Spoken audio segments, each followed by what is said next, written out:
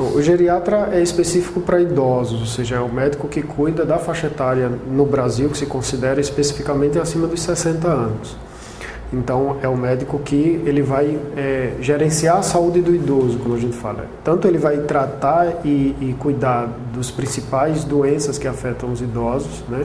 E ele acaba fazendo isso de uma maneira global, ou seja, ele não vê o idoso por partes, ele vê de uma maneira geral. Como ele vai cuidar também da prevenção e do envelhecimento ativo e saudável, que a gente chama. A recomendação para procurar o geriatra geralmente é acima dos 60 anos. Né? Acima dos 60 anos você já tem que começar a fazer um trabalho, né? Tanto de prevenção quanto de tratamento das principais doenças. Óbvio que hoje em dia a formação do médico também inclui a formação em cuidados com pacientes idosos. Né? Então um médico generalista ele também é capacitado, né, para pelo menos triar as principais doenças que podem acometer o idoso e tratar também. Então, não necessariamente um geriatra quando o paciente é saudável, né, mas ele tem que começar a fazer os exames preventivos. Então, aí a indicação de um geriatra começa a ficar mais forte quando já tem as doenças que acometem muito mais frequente ou exclusivamente os idosos. Quando a gente fala em envelhecimento saudável e hábitos saudáveis, você alia, na verdade, uma série de fatores, né? Você alia fatores orgânicos, que é as doenças que acometem aquelas pessoas, né? Você alia fator psicológico e psicossocial, que é a maneira como ela enfrenta o envelhecimento e a maneira como ela interage em sociedade. Você alia fator de hábito de vida, principalmente, que é presença de tabagismo, presença de etilismo, né, ingestão de álcool, o fumo, e se pratica exercício físico e também a alimentação. Então, você veja que quando a gente fala em envelhecimento saudável, não é só da parte médica, mas você tem toda uma parte que complementa também de hábitos de vida e de vida em sociedade, porque isso vai influenciar muito no envelhecimento. Então, você tem os exames de triagem, sim, mais comuns, mas tem uma grande parcela que é o paciente quem faz, que são as medidas principalmente de hábitos de vida, ou seja, ter hábitos de vida saudáveis. Exercício físico no idoso, existem algumas recomendações. Então, o idoso é um grupo muito heterogêneo, na verdade. Quando você pensa numa pessoa de 30 anos, geralmente a pessoa é ativa, está trabalhando, tem sua família e geralmente não tem doenças graves que limitam a sua saúde e geralmente eles podem fazer qualquer exercício físico que tenham vontade. Nos idosos, ele tem que ser avaliado para saber o que é que ele pode fazer de exercício físico.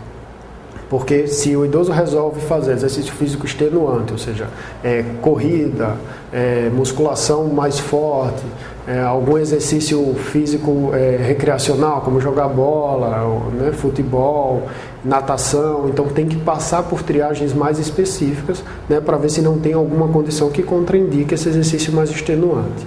Mas como regra geral, o idoso não é limitado para fazer nenhuma atividade física. Ele pode fazer a atividade física que lhe convenha, contanto que seja bem avaliado.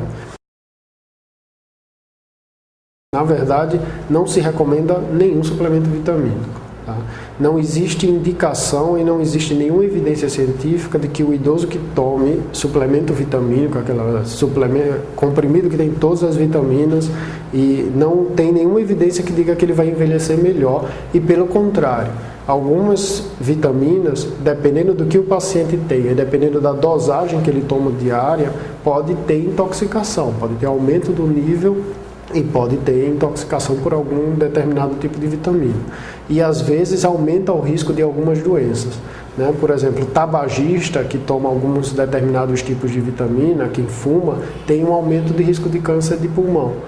Então, a vitamina não está indicada, na verdade, então é muito marketing em cima disso, mas as vitaminas não estão indicadas, suplemento vitamínico, a não ser que tenha alguma deficiência específica de alguma vitamina, isso só pode ser avaliado pelo médico.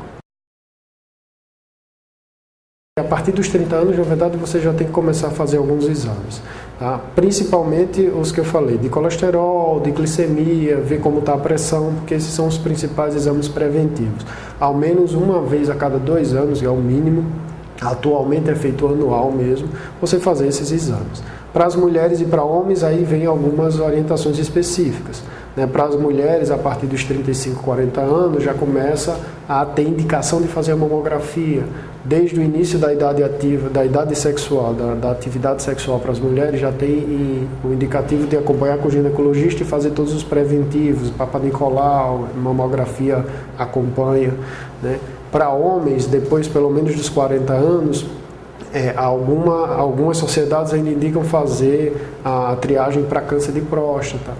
A partir dos 40 e dos 50 anos também já começa a ter a indicação de fazer triagem para osteoporose, triagem para câncer de cólon, que você tem como fazer um diagnóstico precoce.